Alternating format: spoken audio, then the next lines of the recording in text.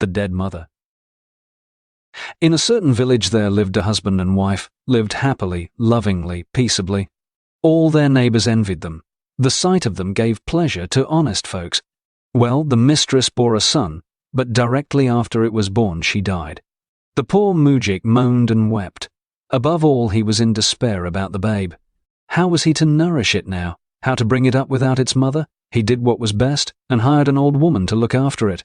Only here was a wonder. All day long the babe would take no food, and did nothing but cry. There was no soothing it anyhow.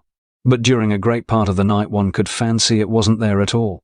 So silently and peacefully did it sleep. What's the meaning of this? Thinks the old woman. Suppose I keep awake tonight? Maybe I shall find out. Well, just at midnight she heard someone quietly open the door and go up to the cradle. The babe became still, just as if it was being suckled. The next night the same thing took place, and the third night too. Then she told the mujik about it.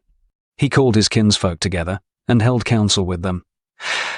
They determined on this, to keep awake on a certain night, and to spy out who it was that came to suckle the babe. So at eventide they all lay down on the floor, and beside them they set a lighted taper hidden in an earthen pot. At midnight the cottage door opened. Someone stepped up to the cradle. The babe became still. At that moment one of the kinsfolk suddenly brought out the light. They looked and saw the dead mother, in the very same clothes in which she had been buried, on her knees beside the cradle, over which she bent as she suckled the babe at her dead breast. The moment the light shone in the cottage, she stood up, gazed sadly on her little one, and then went out of the room without a sound, not saying a word to anyone. All those who saw her stood for a time terror-struck, and then they found the babe was dead.